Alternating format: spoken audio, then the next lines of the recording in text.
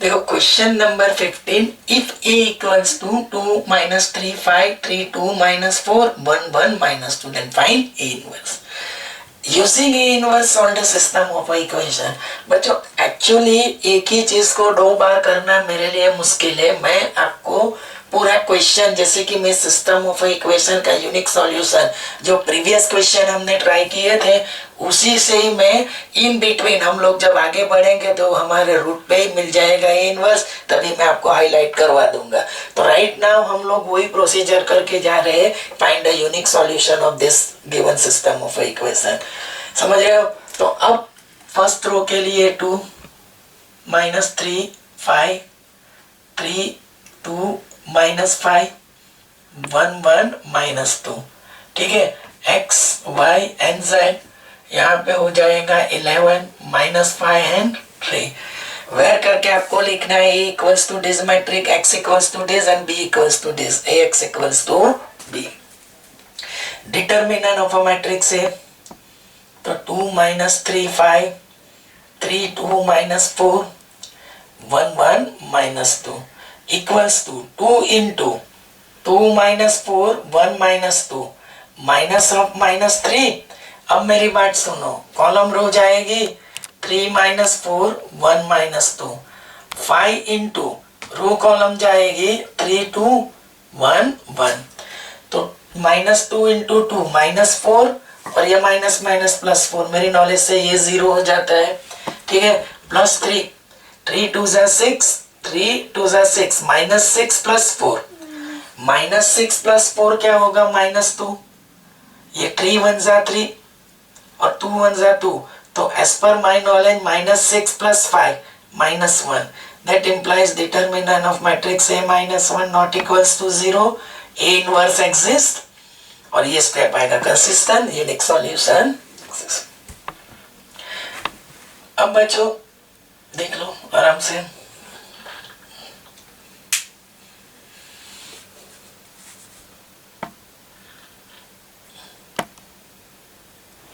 अब बच्चों ax equals to b equation है, वही मैंने देखो यहाँ से मैं ऊपर आया हूँ, ax plus b carry forward a inverse apply करके, ये तीसरी बार यूजुअल स्टेप है, वो भी देख लो, तीसरी या चौथी बार।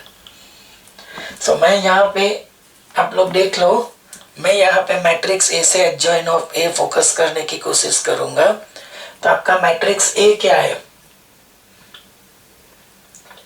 2 माइनस 3 5 3 2 माइनस 4 1 1 एंड माइनस 2।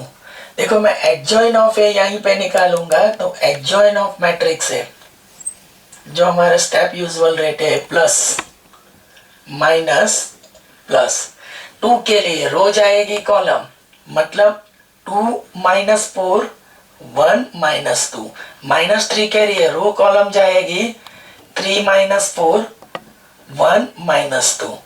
ये होगा 3 के लिए रो कॉलम गई 3 माइनस 4 1 माइनस 2। 5 के लिए रो कॉलम गई 3 2 एंड दिस 1 1। फिर आएगा माइनस, अब ये 3 के लिए रो जाएगी कॉलम माइनस 3 5 1 माइनस 2 प्लस ये 2 के लिए रो गई column 2 5 1 minus 2 and minus row column जाएगी 2 माइनस 3 1 1 माइनस 4 के लिए रो गई कॉलम 2 माइनस 3 1 1। फिर वापिस प्लस, अब थर्ड रो से जाएंगे 1 के लिए, ये 1 के लिए रो गई कॉलम माइनस 3 5 2 माइनस 4 माइनस 1, ये 1 के लिए रो कॉलम गई 2 5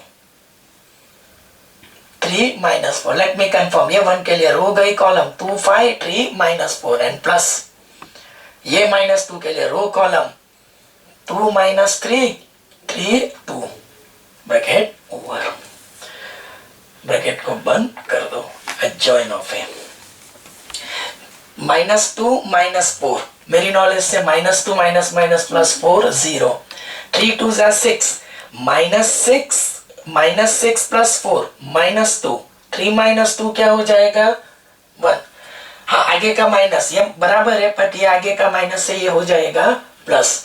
अब 3 3 2 जा 6, 5 1 जा 5, 6 माइनस 5 1 और आगे का माइनस माइनस 1, फिर -4 -5 -4 -5 -9, 2 माइनस माइनस प्लस 3 5 और आगे का माइनस माइनस ऑफ 5, फिर 12 12 माइनस 10 क्या होगा 2, फिर -8 -15 -8 -15 -8 -15 -23 और आगे का माइनस क्या हो जाएगा प्लस, और ये 2 2 जा 4 और 3 3 जा 9 13 होगा। ओके, तो एडजॉइन ऑफ ए क्लियर। अब बच्चों मैं यहाँ पे एक स्टेप कंप्लीट करवा देता हूँ। ए इनवर्स बोला है ना, तो 1 upon determinant of A into adjoint of A. अब ए इनवर्स उसने बोला है ना, ए इनवर्स फाइंड करके जाना है, तो डिटर्मिनेंट ऑफ मैट्रिक्स है उसकी वैल्यू क्या आ रही है -1, और हमारे पास जो एडजॉइन ऑफ ए 0 -1 2 0 -1 2 और ये जा रहा है 2 -3 2 -9 23 1 -5 13। तो अब ए इनवर्स हर एक की -1 से डिवाइड करना है, 0 1 -2 -2 9 -23, समझ रहे हो, और ये -1 5 -13।